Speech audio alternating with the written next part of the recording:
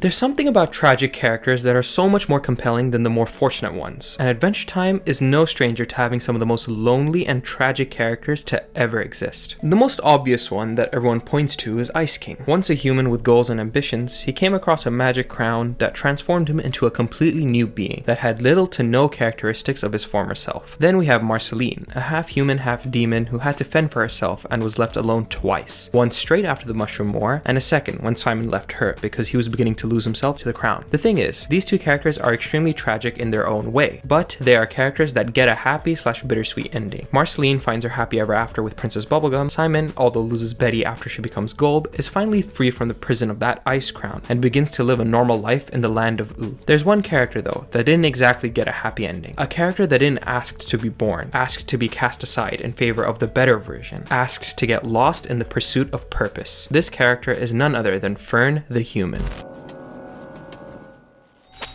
So what is this grass looking thing, and why does he end up looking like Finn later? Well, for those questions, we have to go back to the episode called Blade of Grass. In this episode, Finn and Jake go shopping for a new sword because Finn's old sword is broken. But Finn, I'm gonna tell you something gently. Okay, what is it, bro? Have you got any f***ing glasses? I think you need them. I'll just give the lowdown real quick. Finn and Jake got a sword from a dungeon their father made, and the sword is made of this demon's blood. This demon is summoned by Ice King by mistake, who takes the blood out of the sword, leaving behind a dud. All caught up? Good.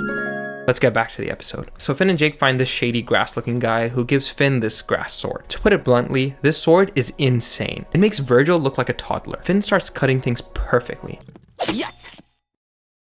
And even starts flexing his sword skills without even trying.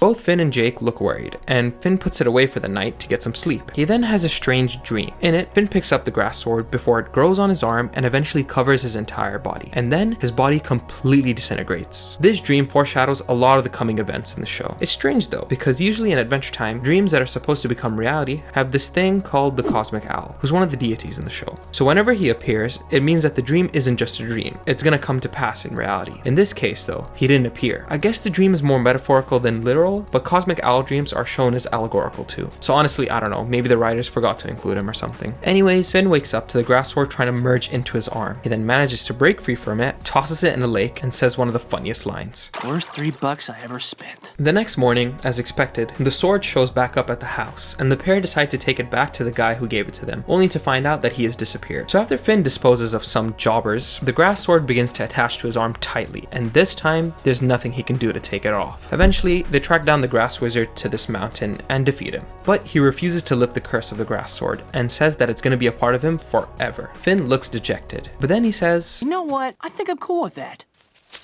Whoa. So now that Finn's accepted it, he can control it, and he can summon it whenever he wants. And that's how Finn gets the grass sword. But it's really unfortunate just how much trauma and despair this thing is gonna bring to him. We now arrive at the first two-parter of season 6, Wake Up and Escape from the Citadel. I won't bore you with the details of this episode, but long story short, Finn finds out his biological dad is alive, and the pair need Prismo's help to get to him. Because as it turns out, Finn's dad is in some place called the Citadel, a place for people who have committed cosmic crimes. Prismo's killed by the Lich, Finn meets his dad, turns out he's a douche, and tries to ditch his son. After the pair take care of the Lich by turning him into a baby using this healing substance, Finn attempts to keep his dad from leaving, which results in this.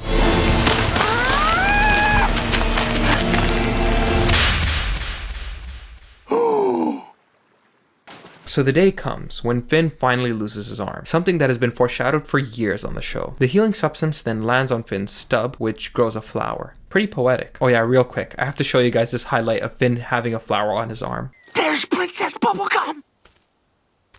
Now we move on to the most weird Adventure Time episode, called Breezy. Long story short, it's an episode about puberty and also features this in a Cartoon Network show. Where are you going? That's it. We made up. What?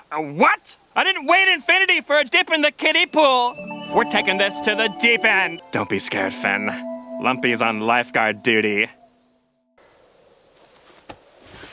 I'm going to kill myself over this! Anyways, a bee falls in love with Finn's arm while Finn tries to feel something because he's depressed. Let's skip to the end. Finn hears the bee singing and has this strange vision. He sees Princess Bubblegum and she's holding this cool looking sword. And then Finn's arm grows into a tree and explodes. And what do you know? He gets his arm back. Now this sword that Princess Bubblegum holds has zero explanation in the episode, but its inclusion is major foreshadowing for one of the best episodes in the entire show. That episode was Is That You? To explain this episode in detail is going to make my head explode, so I'm going to try my best but also skip some things. Finn and Jake perform some ritual which results in Jake getting transported to some other dimension. Jake eventually finds this cozy ass bed and he falls asleep in it, which results in Prismo being resurrected. Finn, however, is still stuck in the real world where he sees Jake recreating a bunch of events from past episodes, but every time he interrupts him, Jake explodes. Eventually, Jake recreates the ritual and Finn follows it this time, which teleports him to that cube dimension. Finn tries to follow Jake, but then past Prismo stops him, resulting in a cool paradox. So this entire episode is Prismo trying to resurrect himself, a plan he made in the past in case he ever dies. The plan is to have one of these alternate Jakes in the time loop to continue sleeping, which results in Prismo coming back to life. Present Jake agrees to let one of his alternate selves become a vessel for Prismo, but there's one thing they need to solve for. Since it's a time loop, Finn had previously woken up Jake, so Prismo tells Finn to stop himself from waking him up this time. But he also says that he has no idea what's going to happen to the other Finn when he stops him. Finn yells, "Plan B!" An alternate Finn becomes a sword. Not just any sword though, it's the sword we saw Princess Bubblegum holding in Breezy. This is some Attack on Titan level foreshadowing, and believe me, this only gets better. If how I explained it didn't make any sense, that's because time travel is an ass blasting bitchaloid. Go watch the episode right now if you haven't seen it yet. It's one of the more goated time travel episodes in all of television. Let's now skip 2 seasons to the episode called I Am a Sword. So Finn's got this new sword he calls Finn Sword, and it's shown that he's extremely skilled with it. Not that skilled though. Lag! After he loses it, he begins to see visions of some bandit who found it and is now slaying innocent lives with it. It's also revealed that Finn's sword can talk, but he just chooses not to. It's only when he realizes what the bandit is doing that he breaks his vow of silence. The pair track her down and Finn tells Jake not to step in by any means because she's made it personal. A cool thing is that with the new arm that he got in Breezy, in a life and death situation, the grass sword comes out of that little thorn sticking out of his palm. After gaining the upper hand, Finn makes one fatal mistake. He stabs the orb of the Finn sword with the grass blade, and it stops glowing, leaving Finn completely traumatized. Jake takes him home, and the episode ends with us seeing the Finn sword glowing green. This brings us to the episode Reboot, another 2-parter. Again, I won't go too much into detail about this episode because then we'll be here all day. It's actually just one of the funniest episodes in the show. Just watch this clip. Whoops. Sorry.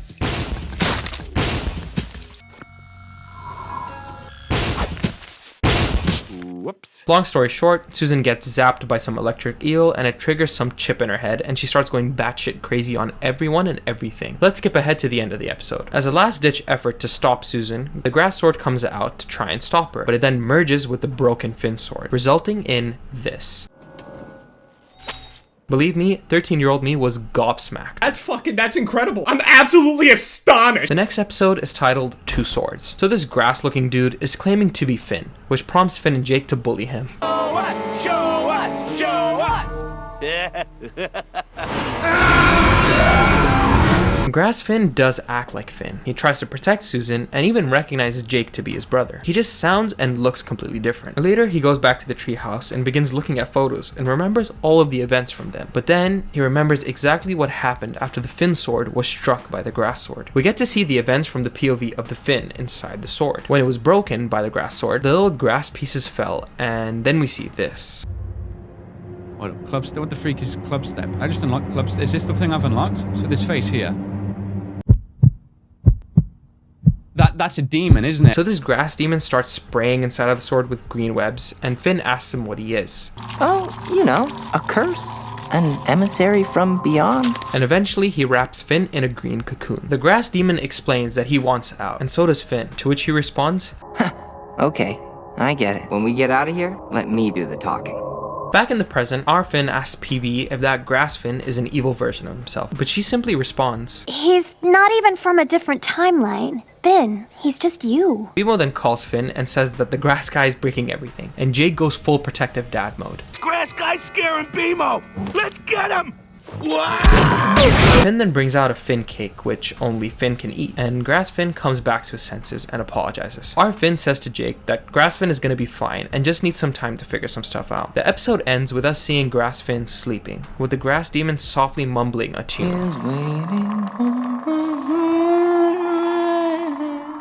To me, it sounds like he's singing The World is Waiting for the Sunrise by Les Paul and Mary Ford. He also was mumbling this same melody when he first appeared in The Sword.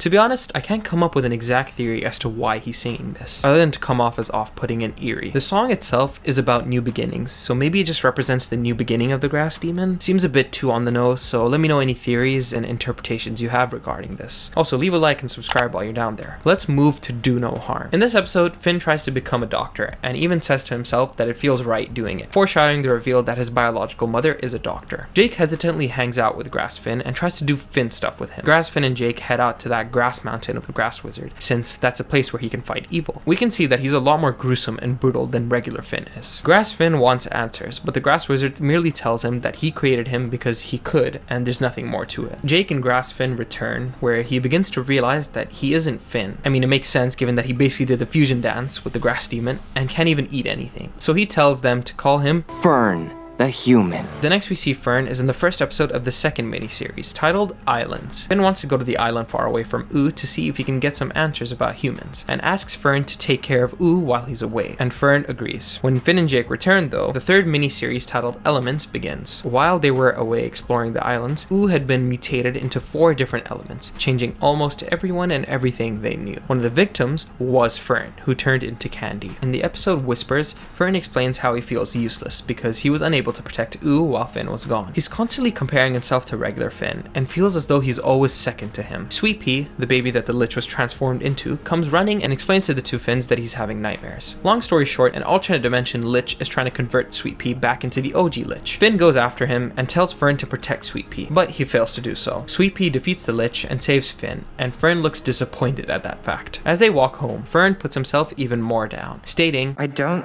get it. Why isn't it working out being myself? It doesn't matter how hard I try.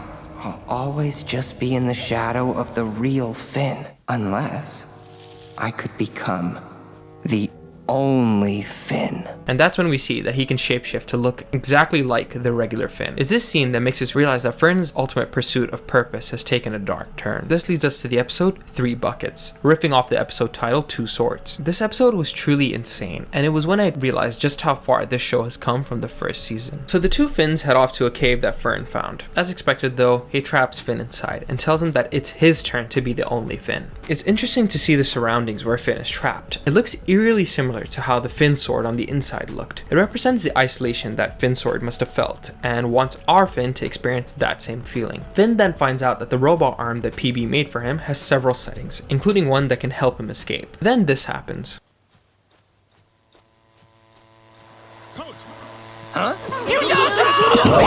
So the two battle it out, and we can see that the grass demon side of Fern is starting to take over him. When it seems like Fern is about to end the battle, Finn says this. It doesn't have to end like this. Today doesn't have to have this kind of finality.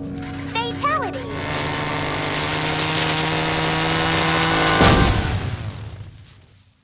I'm astounded. I'm bewildered. I'm dumbfounded. Absolutely dumbfounded. I'm flabbergasted. And this feeling only gets worse when Finn returns home. Hey, boys! Y'all have fun out there? Wait, what happened?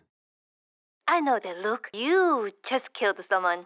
In the past, we've seen Finn slay a bunch of demons and monsters, but this is the first time we see him kill someone he was close to, and you can see by his expression that he's completely traumatized. The episode ends with Uncle Gumbald, one of the final antagonists of the show, picking up Fern's remains. In the episode The Wild Hunt, Finn is having trouble fighting and killing anything, even if they are evil. He just keeps seeing Fern and can't bring himself to finish off anything. He's completely riddled with guilt. Eventually, Huntress Wizard, his will they won't they girlfriend, puts herself in danger in hopes that Finn sees her as Fern to save her, and it works. The episode then ends with Uncle G saying that his banana monster was a setback, and that Finn will be no match for his next creation. And immediately I felt like one of the Adventure Time writers must have loved the Ultimate Spider-Man comics, because this looks like a reference to the Green Goblin of the Ultimate Universe. The next episode, titled 17, showcases Finn's 17th birthday, when this mysterious Green Knight shows up and starts acting extremely unhinged.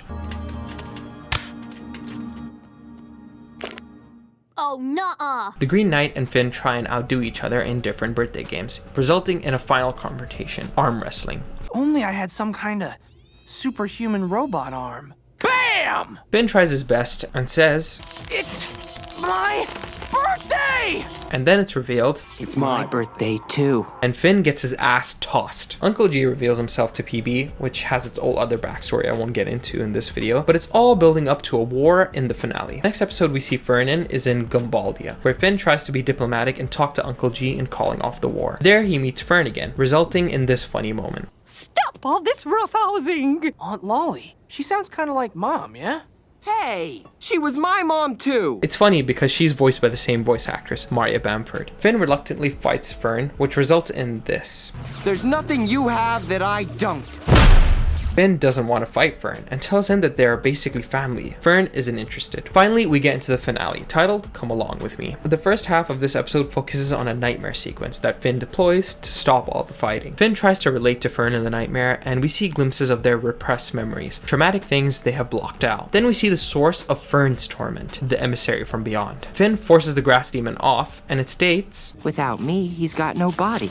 So back off. The two then take him out, and the two Finns relax and chill together. But unfortunately, the grass demon was right, and alternate Finn starts to slowly disintegrate. That's when we see the cosmic owl, and you know what that means, that this is all going to come to pass in one way or another. Let's fast forward to the end of the episode. When Golb eventually leaves, we see Fern one last time. Hey Finn, I'm not doing so good. Fern tells Finn he wishes he could see the treehouse one more time, but what he doesn't know is that Golb destroyed it a few minutes prior. He then asks Finn, That's okay. Just promise to plant me there.